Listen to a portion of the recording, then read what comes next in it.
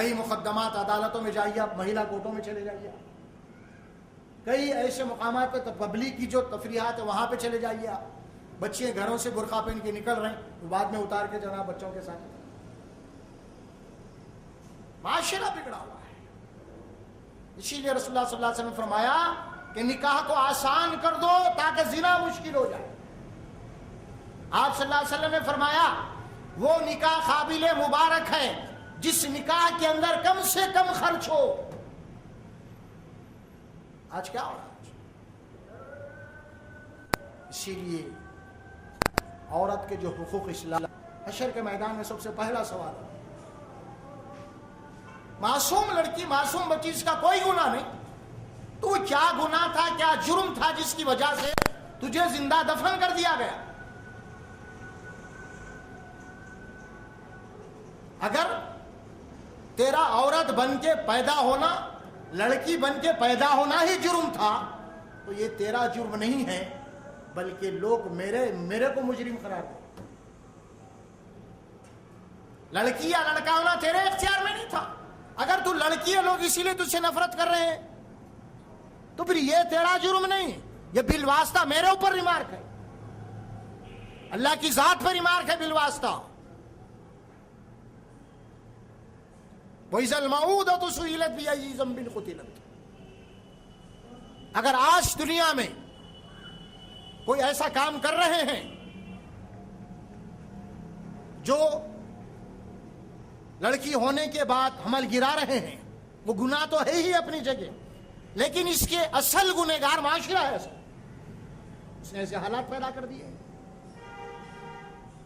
یا پھر کوئی لڑکی خودکشی کر رہی ہے، اس کا ذمہ دار بھی معاشرہ ہے، کیونکہ اس کو جو ہے نا شوہر نہیں مل رہا، مال نہیں ہے اس کے پاس۔ یا اگر کوئی لڑکی غلط کام میں مبتلا ہو گئی ہے، اس کا ذمہ دار بھی معاشرہ ہے، کیونکہ اس کو شوہر نہیں ملا، اسی لیے نہیں ملا کہ اس کے بعد نکاح کے لیے پیسہ نہیں۔ جو بھی آج معاشرے میں کام ہو رہا ہے، عورت یا لڑکی کر رہی ہے غلط، وہ تو غلط ہے ہی ہے، لیکن اس کا ذمہ دار وہ معاشرہ ہے جو آج ایک شادی کو ایک بہت بڑا مسئلہ بنائے ہوئے ہیں، اور شادی کا سب سے بنیادی جو اصول بنا ہے وہ لین دین بنائے ہوئے ہیں۔ یہ عورت کے اوپر آج کے زمانے میں بہت بڑا ظلم ہے، عورت بہت بڑا ظلم ہے، اور جو بھی جرائم ہو رہے ہیں اس کے پیچھے اس کی اصل الاساس جو ہے وہ آج ہمارا معاشرہ ہے، جو آج ہم نے نکاح کو مشکل کر دیا ہے۔ ایک عجیب معاملہ ہے ہمارے پاس، اور کہ جب کتنا بڑا فرق ہے۔ ہمارے ہندوستان میں لڑکی پیدا ہو جاتی ہے تو ہمارے چہروں سے رونق اڑ جاتی ہے، لیکن یہی بچی اگر عرب کے یہاں پیدا ہوگا تو وہاں پہ جشن مناتے ہیں۔ یہ کیا؟ کیونکہ وہاں پہ عورت کے حقوق دیے گئے ہیں، اس کا مقام ہے، اسی لیے عورت پیدا، بچی پیدا تو وہاں پہ جشن مناتے ہیں، کیونکہ اس کے حقوق اور رائٹس وہاں پہ ہیں۔ اور یہاں کی بھی عورت کو مظلوم بنایا گیا ہے، اسی لیے بچی پیدا ہوتے تو ہم غمزدہ ہو جاتے ہیں اور ہمارے چہروں سے رونق اٹھ جاتی ہے۔ فرق کیا؟ یہی فرق ہے، کیونکہ وہاں پہ اسلام ہے اور یہاں پہ اسلام سے پہلے دور جاہلیت کا معاشرہ ہے۔ مسلمان ہونے کے باوجود یہ بہت بڑی آج ہمارے اندر ایک بہت بڑا فتنہ پیدا ہو چکا ہے۔ عورت جو مظلوم بنی ہوئی ہے، ہمارے ہاتھوں سے بنی ہوئی ہے، اور ہر جگہ ہم عورت کے اوپر ظلم کر رہے ہیں۔ کیا ظلم ہے وہ؟ اور کیجیے آپ، بیٹی کا نکاح ہو رہا، جو پیسے والے لوگ، 1.5 لاکھ کا شادی خانہ ہے، 5 لاکھ کی شادی اور ایک خانہ، شادی خانے کے بکنگ کھانے سے ملا کے کم سے کم 5 لاکھ روپے۔ یہ 5 لاکھ روپے جو خرچ ہو رہے ہیں یہ عورت کے اوپر ظلم ہے، آپ کی بیٹی پہ ظلم ہے یہ۔ اسی لیے اگر وہ 5 لاکھ روپے اگر آپ اپنی بیٹی کے لیے محفوظ کرتے ہیں، ہو سکتا ہے کہ کل کیا حالات پیدا ہونے والے ہیں وہ اس سے محفوظ رہ سکتی ہے۔ تو باپ بھی ظلم کر رہا، غیر شعوری طور پہ باپ بھی ظلم کر رہا، خوب دعوت کر کے وہی پیسہ بیٹی کے حق میں استعمال کیا جا سکتا ہے، اس کی سیکورٹی کے لیے رکھا جا سکتا ہے، تاکہ وہ کل چل کے کیا حالات پیدا ہوتے ہیں تاکہ وہ اس سے اپنا تحفظ حاصل کر سکے۔ اور پھر ادھر شوہر ظلم کر رہا، ادھر باپ بھی ظلم کر رہا، اور یہ سمجھ رہا کہ میں دعوت کر رہا ہوں. تو چاروں طرف سے عورت پیٹی جا رہی ہے آج ہر اعتبار سے.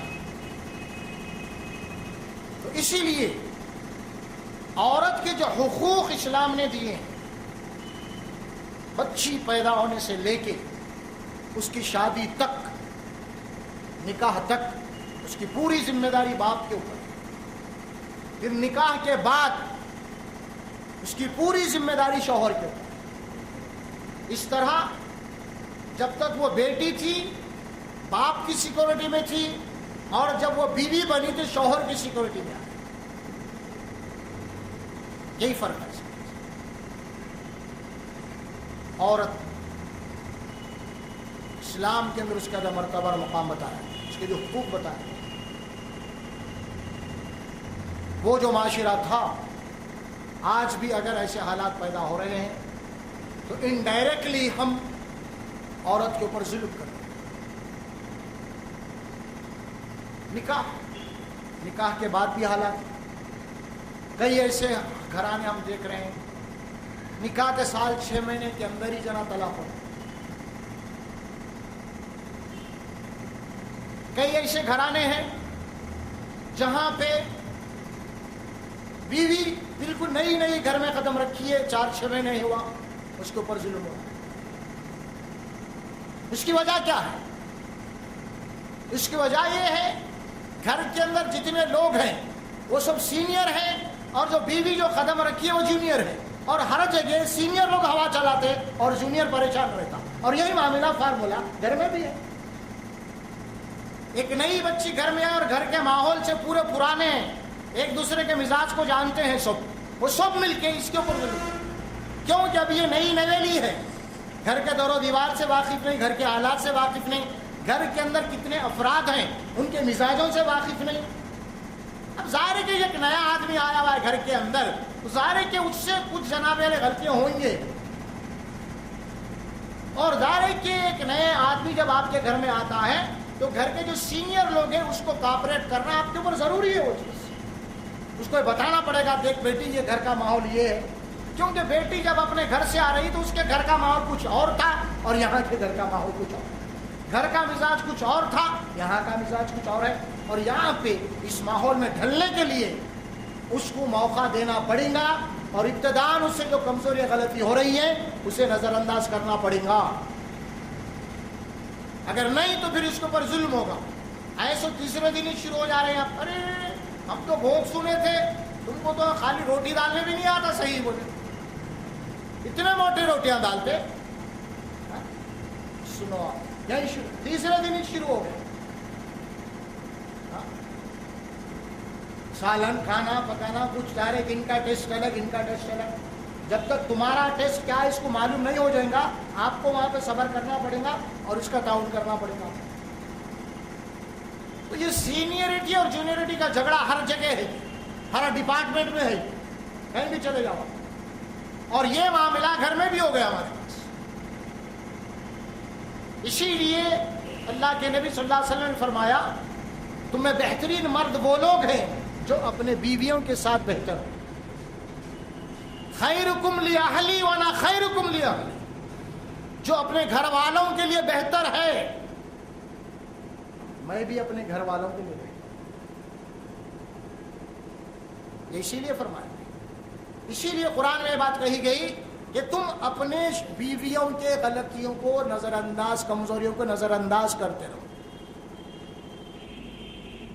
قرآن میں یہ بات کہی گئی، اور یہ بات بھی کہی گئی وَعَاشِرُوهُنَّ بِالْمَعْرُوفِ، کہ تم اپنے بیویوں کے ساتھ خوبصورت انداز میں زندگی گزارو، معروف طریقے سے زندگی گزارو. ہو سکتا ہے کہ اگر ان کے اندر کوئی کمزوری رہیں گی تو ان کے اندر دوسری تو خوبی رہیں گی، خوبیوں پہ نظر رکھو. عورت کے اوپر ظلم ہر جگہ ہو رہا ہے، کہیں شعوری طور پہ ہو رہا، کہیں لاشعوری طور پہ ہو رہا، کہیں جانتے پوچھتے ہو رہا، کہیں انجانے میں ہو رہا ہے. ساری چیزیں. بعض لوگ تو یہ کہتے ہیں کہ شادی وادی کر دیے، 5-6 لاکھ خرچہ ہو گئے، خوب دعوت کر دیے، 1.5 لاکھ کا شادی خانہ لے لیے، 1.5 لاکھ کا کھانا کھلا دیے. بعد میں جب جائیداد کا تقسیم کا معاملہ ہے تو بولے کہاں ہے تمہارا تو تمہارا جو حق تھا وہ تو کھانا ہی کھلا دیا لوگوں کو. اللہ تعالیٰ آپ کا، اسی لیے اللہ آپ کو محافظ بنایا کہ اس کا پیسہ ایسا اڑاؤ بولا اللہ آپ کو. ہاں اس کا حق ہے، آگے چل کے اس کی سیکورٹی ہے، وہ آگے کیا حالات پیدا ہوں گے، اسی لیے اللہ نے اس کو جائیداد میں حق رکھا ہے. اور اس کا حق تم شادی کے دن اڑا دیتے پورا. جب جائیداد کا معاملہ آتا تو کئی ایسے سوالات اٹھتے ہیں گھروں میں. والد کا انتقال ہو گیا، جائیداد ہے، اگر بہن حصہ مانگی، بہن کی شادی، ارے کم تمہاری شادی کر دی، تمہارا حصہ ختم. ایسا اڑاتے تم. اللہ تو تمہارا محافظ بنا ہے ان کے جائیداد کا، تم محافظ بنا تو ایسا اڑاتے. حفاظت کرنا ان کی، اور لہذا آپ حصہ ہی نہیں اس کا. یہ ظلم کون اپنے کر رہے ہیں، سسرال میں وہ ظلم. تو چاروں طرف سے عورت جو نا پسی جا رہی ہے، اور اسی لیے عورت تنگ آ کے کیا کر دی معلوم، گھر کے باہر قدم رکھ دی. گھر میں ظلم ہو رہا ہے، اپنے بھی ظلم کر رہے ہیں، غیر بھی ظلم کر رہے ہیں. ادھر میرا بھائی بھی ظلم کر رہا ہے، ادھر شوہر بھی ظلم کر رہا ہے. لہذا عورت تنگ آ کے اب وہ حدود کو توڑ دی جو اللہ اس کے رسول نے متعین کیے تھے. جب حدود کو توڑ کے جب باہر نکلی تو مولویاں فتوے دینا شروع کر دیے. لیکن یہ نہیں سوچے کہ آخر یہ قدم باہر کیوں رکھی، اس کی کیا مجبوری تھی، کیا پریشانی تھی اس کو باہر قدم لائے. فتوا دینا آسان ہے،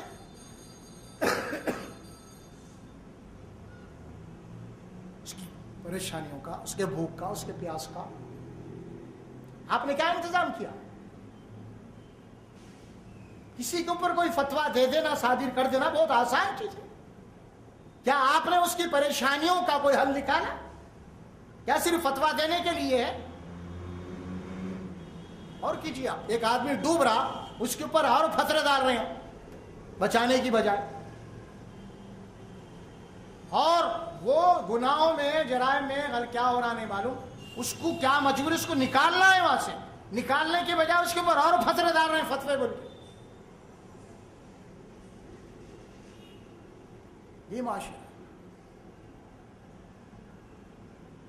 آج حالات جو کچھ بھی ہو رہے ہیں ہمارے پاس، اس کا وہ سنگین جائزہ لینا ہے. ہمیں چاہیے ہم لوگوں کے گھروں میں جھانکیں کہ کیا مجبوریاں ہیں، دیکھیں ہم. یہ نہیں کہ اگر میں خوش ہوں، میں اگر خوش ہوں تو اس کا مطلب یہ نہیں ہے کہ بازو والا بھی خوش ہے.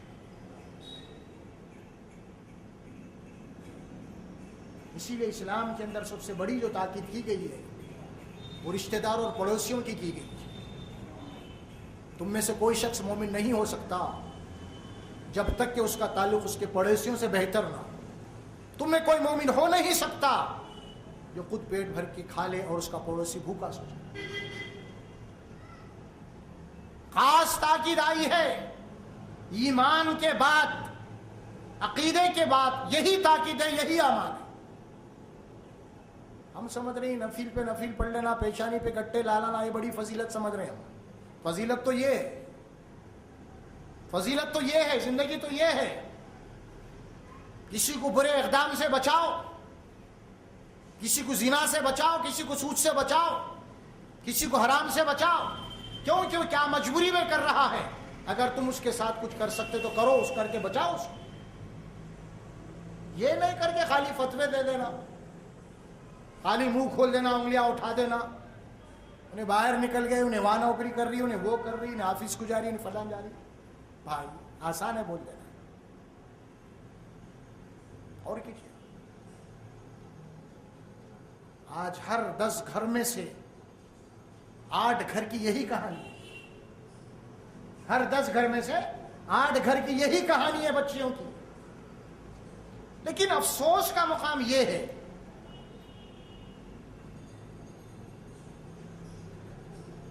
جب معاملہ ہماری بیٹی کی شادی کا آتا ہے تو ہم ایسے ہی بچوں کو ڈھونڈتے ہیں جو آسانی سے شادی ہو جائے. शरीयत का कोई बच्चा मिल गया तो अच्छा है, बगैर लेन देन हो जाए। बेटी जब आती है तो पूरी शरीयत याद आ जाती है। और जब भी उसी घर में जब बेटे का निकाह आ जाता है, ओ पूछो मत इनको, 100 बच्चों के फोटो आ रहे, सब रिजेक्ट, कोई भी पसंद नहीं आ रही। कोई पसंद भी आ गई तो हमारे डिमांड नहीं हो रहे। और जब इनके पास बेटी का रिश्ते आ गए, इतने फोटो मांगने लगे तो बदवा देने लगे। क्या हो गया है कमबख्तों को, बोले इंसान है, दरिंदे हैं आकर। लेकिन यही हमारी अम्मी, यही हमारी घर की औरत जब अपने बेटे के ताल्लुक से निकली तो बोले बेटा तो मेरा लाखों में एक है, तो मैं तो हूर को तलाश करूंगी। और जब आपकी बेटी का मामला आ गया, आपकी बेटी तो हूर नहीं है, परेशान बेटी। देखिए आप, दो पैमाने हैं यहां पे, दो पैमाने, एक ही घर में दो पैमाने हैं। बेटी का मामला आ गया तो शरीयत रसूल सब याद आ रहे, और जब बेटे का मामला आ गया तो मेरा बेटा तो लाखों में एक हूर को लाऊंगे ढूंढ के। अरे नहीं, हम बच्चे का निकाह है मस्जिद में कराएंगे। क्या मेरा बच्चा यतीम है, लावारिस है, मस्जिद में क्यों कराओगे? अरे सोम सलात की बच्ची को लाऊंगा मैं, बाप और नहीं, क्या मेरा बच्चा क्या है, क्या बुढ़ा हो गया है उन्हें? अभी से उसको दाढ़ी छोड़ो बोल रहे हैं आप, अभी से उसको सेरा नहीं होना बोल रहे हैं आप। मेरे बेटे के अरमान है, मैं करूंगी। लेकिन बेटी का मामला आ गया, यही दो है, एक ही मुकाम पे दो है। अब माशरे में मत जाओ आप, अपने ही घर में सोच लो आप ये क्या नजरियात है। बेटी का मामला आता शरीयत, बेटे का मामला आता शरीयत वगैरह को मैं जानता ही नहीं, जानती ही नहीं मैं। अब तो मेरे अरमान है यहाँ, अब तो मेरे ख्वाहिशात है। नहीं अम्मा, शरीयत नहीं बेटी, वो शरीयत बेटी के लिए होती है, वो बेटी की शादी का मसला है तो जब शरीयत होना, क्योंकि बेटा है ना, बेटे के लिए शरीयत की जरूरत नहीं है। ये तो एक ही घर में दो नजरियात है, एक ही घर में दो रोल हो रहे हैं, और रोल करने वाला एक ही फर्द है, वो है माँ या बाप, तो दूसरे भी नहीं है। तो फिर ऐसी घर में अल्लाह का गजब नहीं तो और क्या नाजिल होगा? क्या नाजिल होगा? अगर ये सबूत फराहम करते कि मेरा बेटा है और मेरे बेटे का निकाह भी मैं शरीयत के मुताबिक करूं, तो अल्लाह तबारक व तआला उसकी बेटी के लिए भी रास्ते पैदा कर देगा। यही गड़बड़ है सारा मामला। आप किसको क्या समझाएंगे? ये हमारी खुद जो ना दो रुखी पॉलिसी है। इसीलिए हम ये तय कर लेना है, चाहे बेटा हो चाहे बेटी हो, हम शरीयत के मुताबिक जो है ना शादी ब्याह करेंगे, और इसी में खैरियत है आपकी, इसी में खैरियत है। वलहुन्ना मिस्लुल लज़ी अलैहिन्ना बिल मारूफ, जैसे तुम्हारे हुकूक हैं उसी तरह औरतों के हुकूक हैं। औरत के ऊपर ज्यादती नहीं करना। ज्यादती करने वाले कौन है इसमें? सबसे पहला रोल जो है औरत के ऊपर ज्यादती करने का, खुद औरत है। मर्द बाद में आता, औरत पहले। आप देखेंगे कि शादी करने के लिए निकलते हैं तो मर्दाना तो नहीं जाता ना, लड़की को तलाश करने निकलते हैं तो माँ जाती हैं, बहनें जाती हैं दूल्हे की। अब उसके अंदर सबसे ज्यादा जो रोल होता है ना, वो माँ का भी नहीं होता, वो होता है बहनों का, बहनों का होता है। अब बहनें जो परखती हैं बीवी को, आने वाली भाभी को, पूछो मत, पूरा इनके ऊपर होता है सेलेक्ट करने का मामला, माँ को भी नहीं, क्योंकि माँ बेटी जैसा वाले सुनती है। अगर माँ पसंद भी कर ले तो बेटी रिजेक्ट कर देते 2 मिनट में। नहीं अम्मी, आओ बेटी तू सही बोल, इसका खत्म। अब भाभी को घर में लाने के बाद अब भाभी के ऊपर जुल्म करने वाले ये लोग होते पहले। घरों के अंदर के हालात बता रहा हूं। औरत के ऊपर पहले जुल्म, मर्द तो पीछे है, बाद में है। ये हम आपको घर घर की कहानी सुना रहे हैं। इल्ला माशाल्लाह जो घराने शरीयत के दायरे में हैं, पाबंद है, यकीनन वो लोग बचे हुए हैं। इन माँ बाप की जो हालात हमारे माशरे में आज चल रहे हैं, تقریباً مقامات پہ وہ یہی ہے ظلم. پہلا ظلم عورت کے اوپر، بعد میں مرد. سوچنا چاہیے جب ہم کہیں اپنے بھائی کے لیے لڑکی پسند کرنے جا رہے ہیں، اگر آپ وہاں پہ کچھ نقص کو عیب نکال کے اگر ریجیکٹ کر کے آ گئے تو اپنا بھی جائزہ لینا چاہیے کہ میرے کو بھی پسند کرنے آئیں گے کچھ لوگ. اگر میرے کو بھی ایسی لوگ کریں گے تو تب کیا ہوئے گا، یہ سوچنا چاہیے. کیونکہ تم بھی کسی کے گھر کو جانے والے ہیں. جس طرح تم اپنے بھائی کے لیے رشتے کے لیے نکلے، اسی طرح تمہارے لیے بھی دوسرے عورتیں آئیں گے بھائی.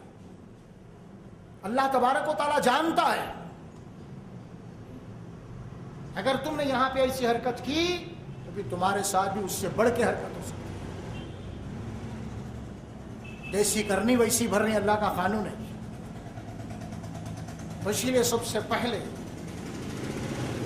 سماج میں، معاشرے میں سدھار لانا ہے تو خواتین جو آپس میں ایک دوسرے کے اوپر جو زیادتیاں کر رہی ہے وہ سب سے پہلے رک جانا چاہیے.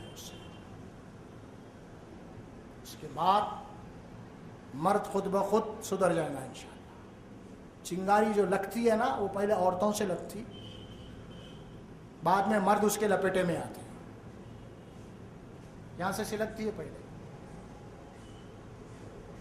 اسی لیے خاص طور پہ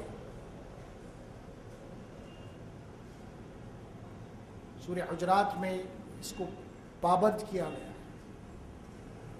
کہ یہ عورت کسی دوسری عورت کا مذاق نہ اڑائے، توہین نہ کرے،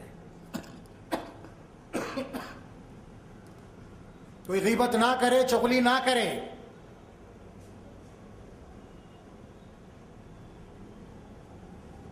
اسی لیے بہترین عورت کی تعریف رسول اللہ صلی اللہ علیہ وسلم نے کی ہے. کون ہے وہ 5 وقت کی نماز پڑھنے والے، روزے رکھنے والے، اپنی شوہروں کی اطاعت کرنے والے. قرآن میں بھی بات آئی. آج کے معاشرے کے اندر سب سے پہلے عورت کی اصلاح لازمی ہے. اور یقین مانیے ایک عورت اگر سدھر جاتی ہے اس کے پیچھے گھر سدھر جاتا ہے. گھر آج عورت کو ہم باہر نکال دیے فیشن کے عنوان سے، ترقی کے عنوان سے. کیا فائدہ کیا ہے بتائیے؟ کچھ بھی نہیں ہے اس میں. آج ہم دنیا کو دیکھ رہے ہیں، جن ملکوں نے، جن علاقوں نے عورتوں کو گھر سے باہر نکالا، عورتوں کو آزادی دی، اور یہ آزادی یہ سمجھے، ان کے لوگ حالات ہم جان رہے ہیں. پورا یورپ کو دیکھ لیجیے آپ، کیا حالات ہیں، کیا حالات ہیں. آج عورت مرد کے بس میں نہیں ہے، نہ مرد عورت کے بس میں ہے. بس سب لوگ ایک مشین کے پرزے کی طرح، کسی کو کسی کا احساس ہی نہیں. کوئی دکھ، کوئی غم، کوئی بیماری. بیوی بیمار ہے تو نہ شوہر کو فکر ہے، نہ شوہر بیمار ہے تو اس کو ہے. پڑا ہوا اکیلا جاؤ، میں اپنی ڈیوٹی پہ جا رہا ہوں. شوہر پڑا ہوا ہونے پر میں بھی ڈیوٹی پہ، پڑے رہو. بس اب حفاظت کے لیے لوگ کتوں کو پال لیے گھروں میں. بس یورپ کا ہی ہے. کوئی ماں، بیٹی، بیوی، غم، خوشی اس معاشرے میں ہے. اور عورت کی کوئی سلامتی نہیں. آج عورت یورپ کے معاشرے کے اندر آج خود میڈیا یہ پیش کر رہے رپورٹ کہ کئی ایسے بچے ہیں جو زانی ہیں، ولد الزنا، جوان ہونے سے پہلے حاملہ ہو جا رہے ہیں. اور کئی ایسے لوگ ہیں بغیر باپ کے پھر رہے ہیں. کیوں؟ اس کی وجہ اسلام جو اصول بتایا ہے عورت اور مرد کے، اسلام جو مقام دیا عورت کو، سب سے گریٹ مقام عورت کا وہ ہے اسلام کے اندر، اس کا تحفظ ہے، اس کی سیکورٹی ہے، ہر اعتبار سے اس کا مقام، اس کا درجہ ہے۔ ماں بنی ہے تو اس کے قدموں کے نیچے جنت ہے، ماں کی دعائیں ہیں۔ اسلام یہ نہیں سکھاتا کہ ماں بوڑھی ہو گئی، باپ بوڑھا ہو گئے، لے جاؤ ایجنٹ ہوم میں ڈال دو اس کو۔ ماں کو اسکراپ نہیں ہے، بوڑھے ہونے کے بعد، ضعیف ہونے کے بعد ماں باپ نہ تو کہ اولڈ مین ہے، ان کی لینگویج میں ماں باپ کو اولڈ مین بول دیا گیا، اولڈ پارٹس، کام ختم ہوگا کہیں بھی پھینک دو، اسی طرح کوئی حیثیت ہی نہیں ہے۔ اسلام نہیں، تمہارے پاس عورت کی جو بات کہی جا رہی ہے، عورت کا مقام نہیں، عورت کی عزت نہیں، بلکہ عورت کی زندگی کا وہ حصہ جو اس کے شباب کا ہے، 15-20 سال، اس کی تمہارے پاس جو ہے مقام ہے، اور وہ ڈھل گیا تو اس کے بعد کوئی مقام نہیں، کوئی حیثیت نہیں ہوگا۔ یہ اصل چیز ہے، اس کو سمجھایا۔ عورت اور مرد دونوں کا ایک ہی مقام ہے، دونوں کے عملی دائرے الگ ہیں، عملی ذمہ داریاں الگ ہیں۔ حقوق کے اعتبار سے مرد کے مقابلے میں عورت کے زیادہ حقوق دیے گئے، درجے کے اعتبار سے، گریڈ کے اعتبار سے باپ کے مقابلے میں ماں کا درجہ دیا گیا، یہ عورت ہے۔ اسی لیے عورتوں کو خوش ہونا چاہیے، اگر عورت اپنا مقام چاہتی ہے، اپنی عزت چاہتی ہے، اس کو بہترین اس کا مقام خود اس کے دین اور اسلام میں ہے، تو وہ اسلام کے اندر پوری کی پوری داخل ہو جائے، اور اپنی ہونے والی اولاد کو اسلام کی اگر تربیت کریں گی تو ظاہر ہے کہ اگر اسلام کی تربیت ہوگی، جو آپ کا بیٹا ہوگا وہ یہ سمجھے گا کہ میری جنت میری ماں کے نیچے ہے، تو ماں کو چھوڑ نہیں سکتا، کیونکہ ماں کو چھوڑنے کے معنی ہو کہ جنت کو چھوڑ دیں۔ اسی لیے ماں کو ہمیشہ خوش رکھے گا۔ یہ تربیت آج کے ماحول میں بہت ضروری ہے، تو اسی لیے مجھے اور آپ کو معاشرے کے اندر بنیادی طور پہ یہ تبدیلی لانا ہے، اور معاشرے میں شعور پیدا کرنا ہے۔ بارک اللہ علی ولکم فی القرآن العظیم ونفعنا وإیاکم بالآیات ذکر الحکیم۔ اور اس کے زجی کے دن قریب آ جاتے تو سب سے پہلے گڑھا کھود دیتے، اگر لڑکی پیدا ہو گئی تو فوری لے کے جا کے گڑھے میں دفن کر دیتے اس کو زندہ۔ یہ دور جاہلیت کی باتیں ہیں۔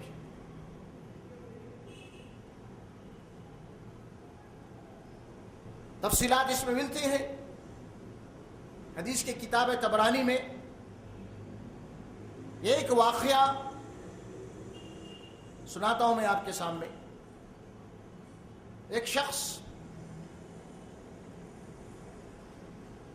دور جاہلیت کے اپنے ان واقعات کو سنا رہا تھا جو ایمان لانے کے بعد، چنانچہ اپنی زندگی کا آپ بیتا ایک واقعہ اس نے سنایا کہ یا رسول اللہ صلی اللہ علیہ وسلم، میں نے اپنی بیٹی کو اپنے ہاتھوں سے جو ہے نا زندہ دفن کیا۔ اس کی تفصیلات یہ تھی، وہ شخص شادی کیا اور شادی کرنے کے بعد اس کی بیوی حاملہ ہو گئی، اور وہ اپنے وطن سے تجارت کے لیے دور چلا گیا، اور اس کے جانے کے بعد لڑکی پیدا ہوئی، اور جب لڑکی پیدا ہوئی تو ماں نے جو ہے اپنے باپ کے، اپنے شوہر کے ڈر سے اپنی بچی کو دوسروں کے یہاں پرورش کے لیے دے دیا، اور بچی دوسروں کے پاس بڑی ہوئی، کچھ کھیلنے کودنے کے لائق ہو گئی، اور جب یہ آیا شوہر، اس نے پوچھا کہ بھئی کیا ہوا، حاملہ تھی، تو اس نے کہا کہ لڑکی پیدا ہوتی میں نے زندہ دفن کر دیا اسے، شکر ہے۔ اچھا، لیکن وہ لڑکی جب ان کے گھر آتی کھیلنے کودنے کے لیے، اور جو ہے اسے یہ نہیں معلوم کہ اس کی بیٹی ہے، لیکن جب آتی تو اس کے گود میں لے لیتا، کچھ پیار لیتا، اسے مانوس ہو گیا، محبت کرنے لگا. تو بیوی کے دل میں خیال آیا کہ جب یہ اپنی بیٹی سے اتنا اس کو لگاؤ ہو چکا ہے, اتنا مانوس ہو چکا ہے, تو کیوں نہ جو ہے نا راز کھول دیا جائے. تو ایک دن اس نے اپنے شوہر کے سامنے اس راز کو کھول دیا کہ وہ بیٹی دراصل آپ کی بیٹی ہے. تو بہرحال یہ سننا تھا کہ اس کی جہالت جو اس کے اوپر جو ہے غالب آ گئی. اب سوچتا رہا کہ کیا کرنا چاہیے, بیٹی ہے. ایک دن اپنے بیوی سے کہا کہ اس بچی کو اچھے کپڑے پہناؤ, میں ذرا کو سیر و تفریح کے لیے جا رہا ہوں. لے کے چلا, دور جا کے گڑا کھودا اور گڑے میں بچی کو اتار دیا, اور اتار کے مٹھی ڈال رہا تھا,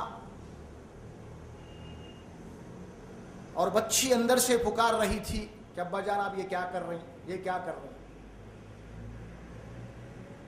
اور وہ بچی جو ریت اٹھا رہی تھی کہ اس کے داڑھی کے بالوں پہ گر رہے تھے, وہ جھاڑ رہا تھا. اس طرح آخری پکار تک پکارتی رہی اور اس کو زندہ دفن کر دیا. یہ واقعہ وہ شخص اپنا اللہ کے نبی کے سامنے سنا رہا. اللہ کے نبی صلی اللہ علیہ وسلم واقعہ سن کے آپ دیدہ ہو گئے, اور صحابہ کرام نے منع کر دیا کہ بس کرو, صلی اللہ علیہ وسلم رنجیدہ ہے. اللہ کے نبی نے فرمایا کہ نہیں, اس کو سنا دو. وہ سناتا رہا. اس معاشرے کے اندر ایسے لوگ بھی تھے جس کے لیے قرآن گواہی دے رہا ہے, وَلَا تَقْتُلُوا أَوْلَادَكُمْ خَشْيَةَ إِمْلَاقٍ, کہ اپنی اولاد کو مفلسی کے ڈر سے قتل مت کرو, افلاس کے ڈر سے قتل مت کرو.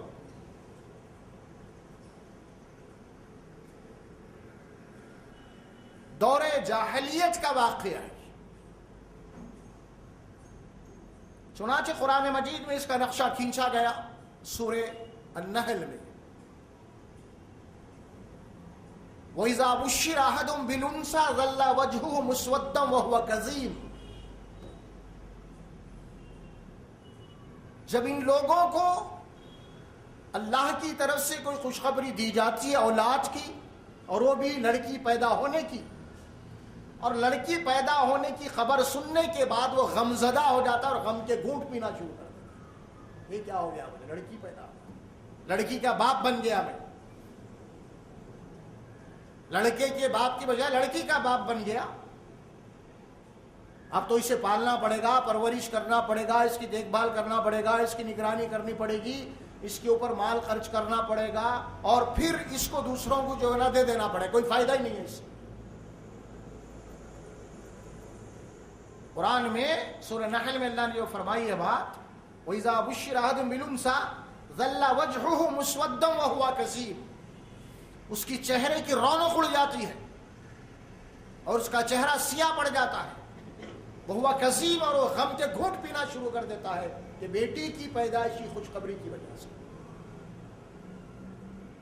يَتَوَارَىٰ مِنَ الْقَوْمِ مِنْ سُوءٍ, اور یہ بیٹی کی جو خوشخبری ملی وہ برا سمجھتا ہے, اور برا سمجھتے ہوئے اپنی قوم سے منہ چھپاتے ہوئے پھرتا ہے. کیا منہ بتاؤں میں معاشرے میں, قوم کے اندر میں لڑکی کا باپ بنا ہوں, لڑکے کا نہیں بنا. اس کو ذلت سمجھتا ہے معاشرے میں. یعنی قرآن مجید کی آیت سے ثابت ہو رہا ہے کہ اس زمانے میں لڑکی کا باپ بننا ذلت کی بات تھی. یتوارا من القوم, اپنی قوم سے منہ چھپاتا پھرتا ہے. من سوء ما بشر بھی, جو اللہ تبارک و تعالیٰ نے اس کو بشارت دی ہے. پھر اس کے بعد یہ سوچتا ہے ایمسک علی ہون, کیا میں ذلت کو برداشت کرتے ہوئے بچی کی پرورش کروں, ام یدسو فی التراب, یا پھر اس کو زندہ زمین میں دفن کر دوں. یہ فیصلہ, یہ دو چیزیں اس کے ذہن میں آتے رہتی ہے بار بار. یہی سوچتا تھا کروں کیا اب میں آتا, یا اپنی ذلت کو برداشت کرتے ہوئے بچی کی پرورش کروں, یا پھر میں اسے ام یدسو فی التراب, یا اس کو زندہ زمین میں دفن کر دوں. جہالت جن لوگوں کے اوپر غالب آ گئی, شقاوت جن لوگوں کے اوپر غالب آ گئی, وہ لوگ اس زمانے میں اپنی بچیوں کو زندہ دفن کر دیے. قرآن, تاریخ, حدیث اس کی گواہ.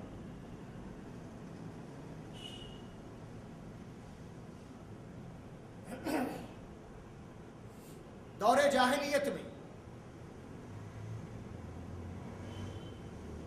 اب یہاں پہ ہمیں ایک جائزہ لینا ہے کہ ہم جس دور سے گزر رہے ہیں یہ دور علمی دور ہے، ہیومن رائٹس کا دور ہے، انسانی حقوق کا سب سے زیادہ علمبرداری کا دور ہے.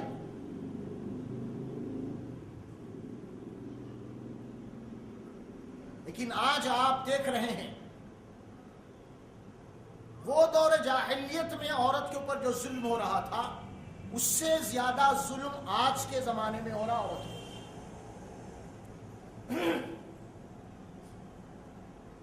اگر آپ سروے کریں گے، غور کریں گے، اس وقت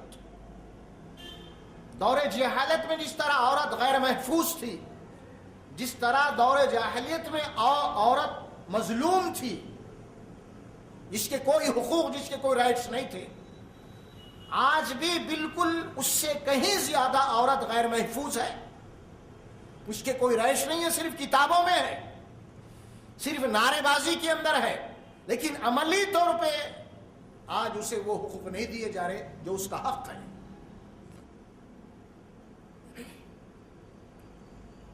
اس زمانے میں جو سوچ تھی ان لوگوں کی بچی پیدا ہونے کے بعد، سب سے پہلی سوچ یہ تھی کہ یہ بچی ہے، بچی کے اوپر اس کو پرورش کرنا، اس کی تعلیم، اس کی تربیت، اس کا کپڑا، اس کا کھانا، یہ سب کرنے کے بعد پھر یہ بڑی ہونے کے بعد پھر اس کو دوسرے گھر کو دے دینا ہے. تو پھر مجھے کیا ریٹرن ملا؟ یہ بچی سے باپ کو کیا مل رہا؟ پھر پھکڑ میں پرورش کروں میں. بچہ لڑکا پیدا ہوا تو لڑکا محنت کریں گا، ساتھ دیں گا، میرے باپ میرا مقام لیں گا، خاندان کا نام روشن کریں گا، سمجھ میں آ رہا؟ یہ ساری چیزیں، وارث بنیں گا، سنا فلا ساری چیزیں. لیکن بچی سے کیا ملنے والا؟ بچی پہ اتنا خرچ کرنے کے بعد پھر بچی کو تو پھر دے ہی دینا ہے دوسروں کو. تو اس زمانے میں بھی یہی کمرشل سوچ تھی اور آج بھی یہی. ریٹرن چاہتا آدمی. تو یہ سوچتے ہوئے اس زمانے میں لوگ کیا کی، اس سے بہتر یہی ہے کہ اس کو زندہ دفن کر دیا. اور آج کا جو معاشرہ ہے، آج بھی آپ دیکھیں گے عورت بچی گھر میں اگر پیدا ہوتی ہے، ہمارے معاشرے میں، ہمارے ماحول میں بالکل وہی سوچ، وہی فکر ہے، اللہ ماشاءاللہ. بچی پیدا ہونے کے بعد ہمیں کوئی خوشی نہیں ہوتی آج. اس کے مقابلے میں لڑکا پیدا ہوگا تو بڑی خوشی ہوتی ہے. اس کی وجہ کیا ہے؟ اس کی وجہ معاشرہ ہے. کیوں؟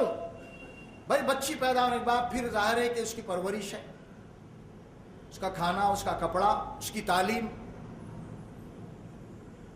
پھر اس کو بڑا ہونے کے بعد پھر اس کا نکاح، شادی کا مسئلہ ہے. اور شادی کے مسائل ایسے کہ آج اگر ہم بیٹی کو اٹھانا چاہ رہے ہیں تو کم سے کم گری ہوئی حالت میں 4-5 لاکھ روپے ہونا ہے.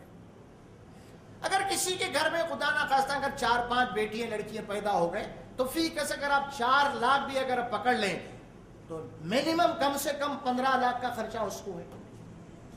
تو ایک عام انسان وہ گھر میں اپنے ضروریات کو پورا کرتے ہوئے، بچوں کی تعلیم کا انتظام کرتے ہوئے، کھانا، کپڑا، یہ سب کرتے ہوئے کیا آج کے زمانے میں کوئی 15-20 لاکھ روپے جمع کرنا ممکن ہے؟ بتائیے. نہیں ہے. نہیں ہے. تو جب بچے پیدا ہوں گے، اس کے گھر میں جوان بچے بیٹھی رہیں گی تو پھر ظاہر ہے کہ اس کے لیے ایک عذاب بن چکی ہے بچی ہے معاشرے کے اندر. اسی لیے اب یہ سوچ پیدا ہو گئی ہے کہ عورت بیٹی کا پیدا ہونا ایک مصیبت ہے، ایک مصیبت بن چکی ہے. اس کی وجہ معاشرہ ہے، معاشرہ ہے.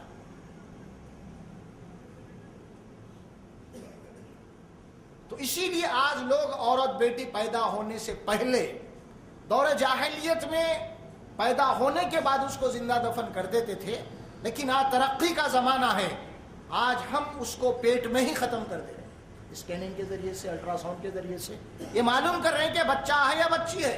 اگر بچی ہے تو وہیں پہ اس کا آپریشن ہو رہا ہے یا اس کا جو ہے نا ابورشن ہو رہا ہے، حمل کو ساخت کیا جا رہا ہے۔ یہ وہی کیفیت ہے جو دور جاہلیت میں تھی، کیونکہ تب کا انسان جاہل تھا، اسی لیے پیدا ہونے کے بعد زندہ دفن کر دیا، اور آج کا انسان چونکہ ترقی یافتہ ہے اسی لیے اتنی ترقی کیا ہے کہ پیٹ میں کیا ہے معلوم کر کے اگر لڑکی ہے تو وہیں پہ اس کی خبر بنا دے رہا ہوں۔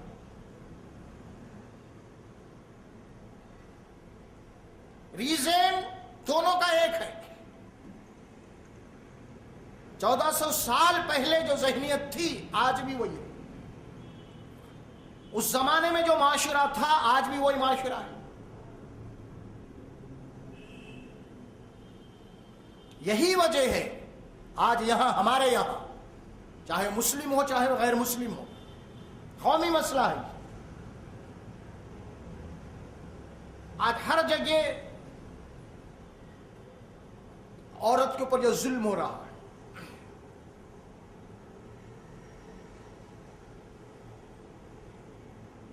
اسی لیے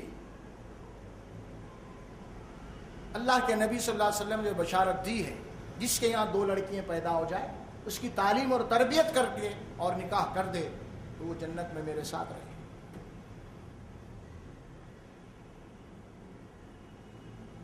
اور پھر یہ ارشاد بھی آپ صلی اللہ علیہ وسلم نے فرمایا، الدنیا کلھا متاع، دیکھو یہ پوری دنیا جو ہے چھوڑ کے جانا ہے، امتحان کے لیے آئے گا۔ وخیر متاع الدنیا المرأة الصالحہ، اور دنیا کی بہترین اگر کوئی چیز ہو سکتی ہے وہ تمہارے لیے نیک عورت ہے، تمہارے جیون ساتھی ہے، تمہاری شریک حیات ہے، تمہاری لائف پارٹنر ہے۔ ایمان والے مرد اور ایمان والی عورتیں یہ ایک دوسرے کے ساتھی ہیں۔ المؤمنون والمؤمنات بعضهم من بعض،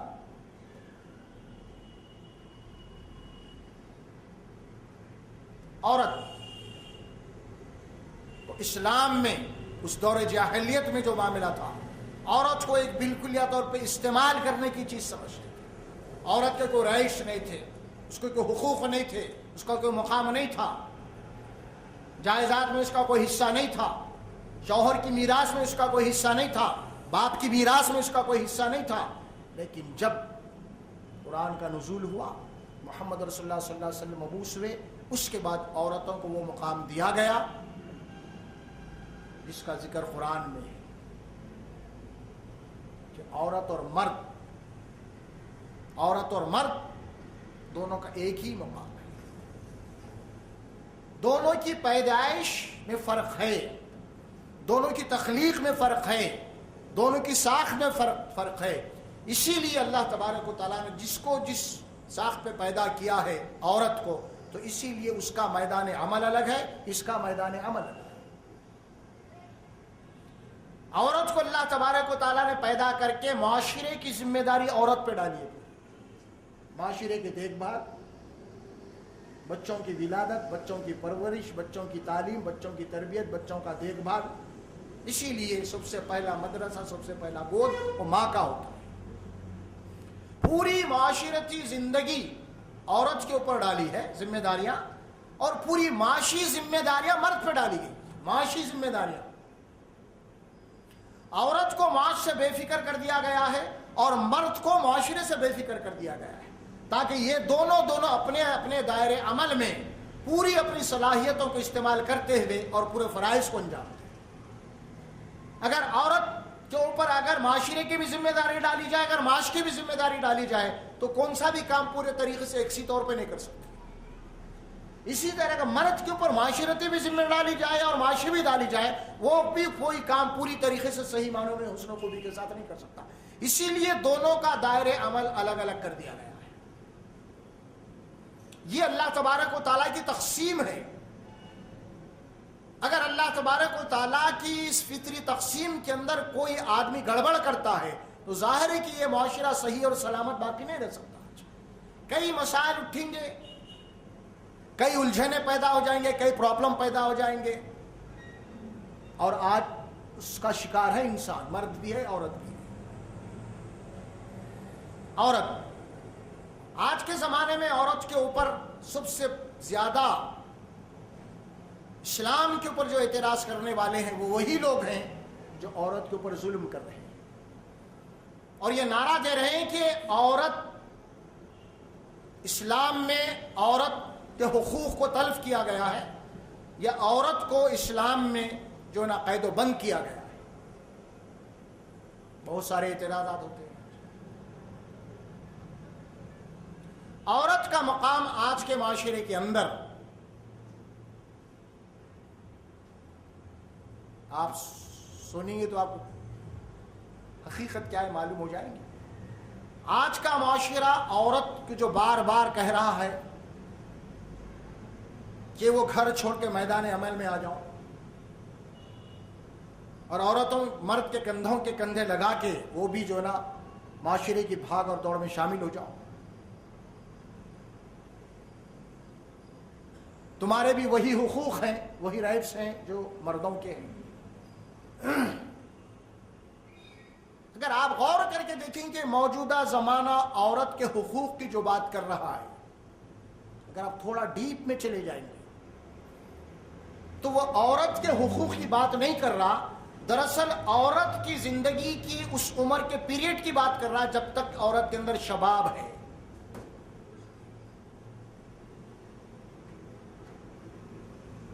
شباب ہے، لیکن اسلام عورت کے اندر جب شباب ختم ہو جا کے جب وہ ماں کا روپ اختیار کر لیتے اس کا گریڈ اور بڑھ جاتا ہے، لیکن موجودہ معاشرے کے اندر عورت کی جوانی ختم ہو جاتی ہے تو ڈی گریڈ ہو جاتی ہے، کوئی اس کا مقام نہیں ہے۔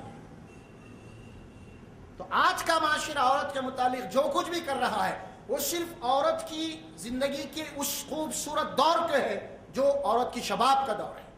اس کی جوانی ڈھل جاتی ہے، اس کا شباب ختم ہو جاتا ہے، تو عورت کا بالکل وہی مقام ہے جس طرح باسی کھانا اتر جاتا ہے، پھینک دیتے ہیں، بازو رکھ دیتے ہیں۔ لیکن اسلام کے اندر عورت جب بیوی سے ماں بنتی ہے، ضعیف اور بوڑھی ہو جاتی ہے، تو اس کا مقام اور بڑھ، اس کے گریڈ اور بڑھ جاتے ہیں۔ حقیقت یہ اس کی طے میں یہ ہے ایسا۔ اور عورت کو حقوق کے عنوان سے عورت کو جو اس کا امن و سکون جو ختم کر دیا گیا، اس کو گھر سے کھینچ کے دفتروں میں، بازاروں میں، فیکٹریوں میں، سمجھ میں آ رہا، ایک کمزور مرد کے مقابلے میں فزیکل طور پہ عورت کمزور ہے جسمانی اعتبار سے، اور اس کو وہ کام دیا جا رہا ہے جو مرد کر رہا ہے، اور اس کو عنوان دیا جا رہا ہے کہ عورت کی آزادی۔ یہ عورت کی آزادی نہیں، عورت کی آزادی کے نام سے عورت کے اوپر ظلم ہے۔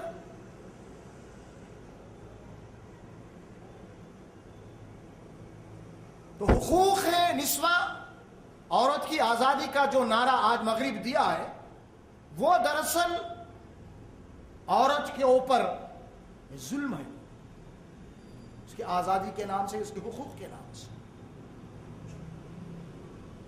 اسی لیے قرآن نے جو بات کہی، الرجال قوامون علی النساء بما فضل اللہ بعضهم علی بعض وبما انفقوا من اموالهم، اللہ نے مردوں کو عورتوں کا ذمہ دار اور محافظ بنایا ہے۔ دیکھیے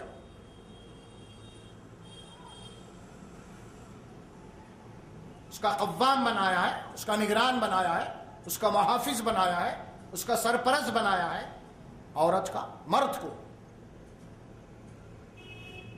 اللہ نے مرد کو ایک فضیلت دی ہے عورت کے اوپر، اور وہ اس وجہ سے دی ہے بما انفقوا من اموالہم، کیونکہ مرد جو ہے محنت مزدوری کر کے، مشقت کر کے، اپنی پسینے کی کمائی کو لا کے اپنی عورت اور اپنے بچوں پہ خرچ کرتا ہے، اس اعتبار سے اس کو ایک گریڈ دیا گیا ہے، اور وہ ایک گریڈ بھی گھر کے نظم و نسق کو چلانے کے لیے دیا گیا ہے، وہ اختیار جتانے کے لیے نہیں، فضیلت جتانے کے لیے نہیں۔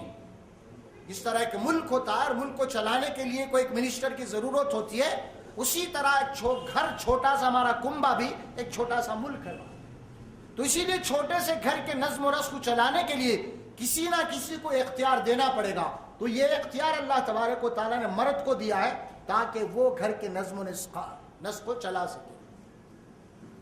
یہ نہیں کہ عورت کے اوپر اپنی فضیلت جتائے, یہ نہیں کہ عورت کے اوپر اپنا جو نہ کوئی پریشر ڈالے, یہ نہیں.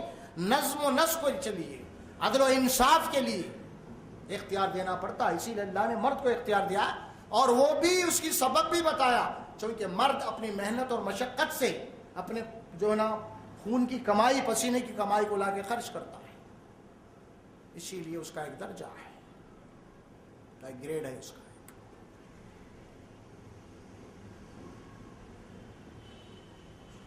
تو اب آئیے آپ قرآن میں اس معاشرے سے متعلق جو باتیں کہی گئی ہیں, ہم اپنے معاشرے کو سامنے رکھ کے اس کا جائزہ لیں. آج ہمارے معاشرے میں عورت کا کیا مقام ہے؟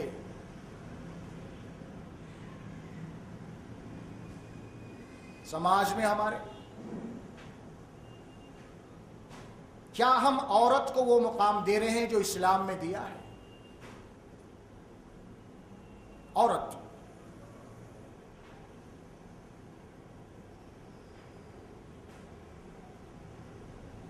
قرآن میں اللہ تبارک و تعالیٰ نے عورت کو جائیداد میں حصے دار قرار دیا. جس طرح ایک باپ ہے اور باپ کے یہاں 2 بیٹے 1 بیٹی ہے, جس طرح بیٹے باپ کی جائیداد میں وارث ہوتے ہیں, اسی طرح بیٹی بھی ہوتی ہے. قرآن میں اللہ نے فرمایا للرجال نصیب مما ترک الوالدان والاقربون, مردوں کے لیے بھی حصہ ہے, ترکہ ہے, جو بھی ان کے باپ دادا نے چھوڑا ہے یا ان کے رشتہ داروں نے چھوڑ کے مرا ہے. وللنساء نصیب مما ترک الوالدان والاقربون مما قل وكثر نصیبا مفروضا, عورتوں کے لیے بھی حصہ ہے, ان کے باپ دادا نے جو جائیداد چھوڑی ہے, ان کے رشتہ دار چھوڑ کے مرے ہیں, چاہے تھوڑا ہو چاہے بڑا ہو. نصیبا مفروضا, یہ اللہ کے فرض کردہ حصے ہیں. تو باپ کی جائیداد میں بیٹی کا بھی حق ہے اور بیٹے کا بھی حق ہے. نزول قرآن سے پہلے عورت کو کوئی حق نہیں تھا کسی کی جائیداد میں سے. اگر شوہر مر چکا, بیوی زندہ ہے, تو شوہر کی جائیداد میں سے بھی بیوی کا حق ہے,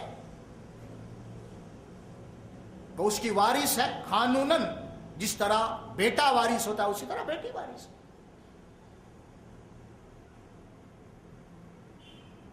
لیکن اس سلسلے میں قرآن مجید نے, کیونکہ اللہ کا کلام اللہ کا دین ہے, اس میں عدل و انصاف ہے. اس میں جس کا جو حق ہے وہ ملے گا, اور جو بھی حقوق ہیں وہ عدل و انصاف کے اوپر مبنی ہے. 2 بیٹے ہیں 1 بیٹی ہے. اب یہاں پہ تقسیم میں جو شریعت کے احکامات ہیں جو اللہ نے دیے ہیں, بیٹے کو ڈبل حصہ ملے گا, بیٹی کو سنگل ملے گا. بیٹے کو 2 حصے ملیں گے, بیٹی کو 1 حصہ ملے گا. یہ فرق ہے. اب یہاں پہ بھی اعتراض ہوا, بھئی یہاں پہ بھی عورت کی حق تلفی کی گئی ہے, کیونکہ بیٹے کو ڈبل کیوں, بیٹی کی سنگل کیوں؟ اعتراض کرنے والے کریں, اور بالکل کر سکتے ہیں اعتراض, واضح ہو رہا ہے. تو اس میں اللہ تبارک و تعالیٰ کی حکمت عملی کیا ہے, عدل و انصاف کیا ہے؟ یہ ایسا کیوں ہو رہا ہے کہ بیٹے کو 2 گنا, بیٹی کو 1 گنا کیوں ہو رہا ہے؟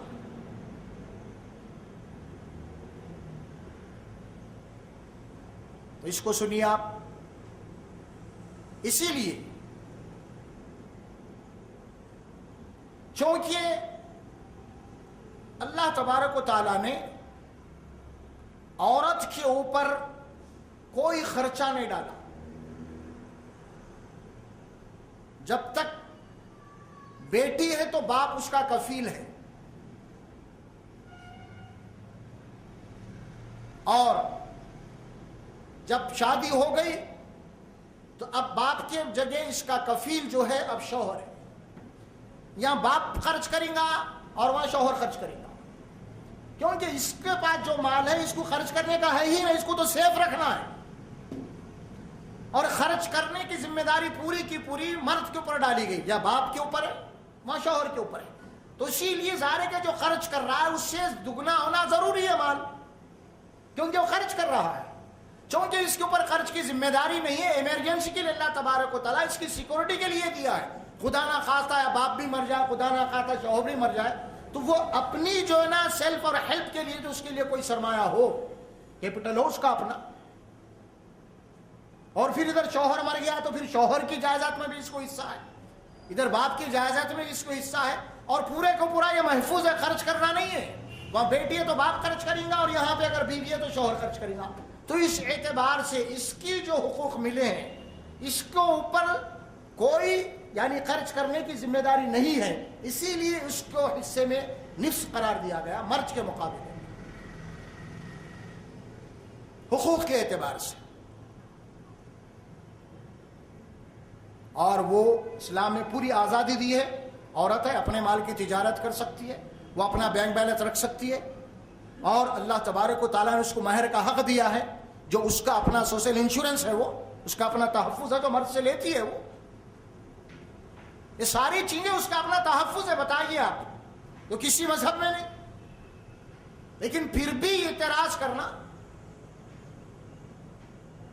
اگر آپ دوسرے دھرموں میں چلے جائیں گے تو عورت کا کوئی حصہ نہیں، اگر شوہر مر گیا ہے تو اس کی ستی ہے، اس کے ساتھ ہی چلے جانا اس کو بھی، اور کیجیے۔ عورت بیوہ بنتی ہے تو اسلام نے بیوہ میں فرمایا کہ فوری نکاح کر دو، اس کو پورا حق ہے اس کو زندگی گزارنے کا۔ سارے حقوق جو ہے اسلام میں دیے عورت کو، کسی اور مذہب میں نہیں۔ عورت کا جو مقام و مرتبہ ہے، یہ آج کے معاشرے نے عورت کے اوپر جو ظلم ہو رہا ہے، یہ بالکل وہی حالات ہیں رسول اللہ صلی اللہ علیہ وسلم کی بعثت سے پہلے جو معاشرے میں حالات تھے۔ وہاں عورت بیٹی پیدا ہوتی تھی تو وہاں جو حالات ہیں آج یہاں بھی پیدا ہو۔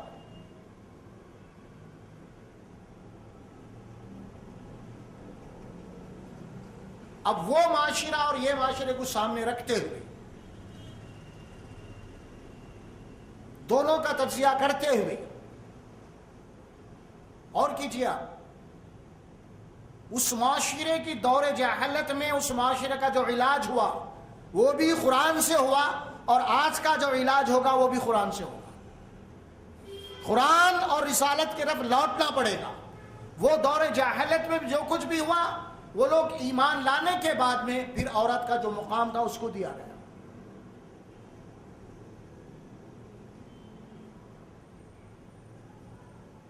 آج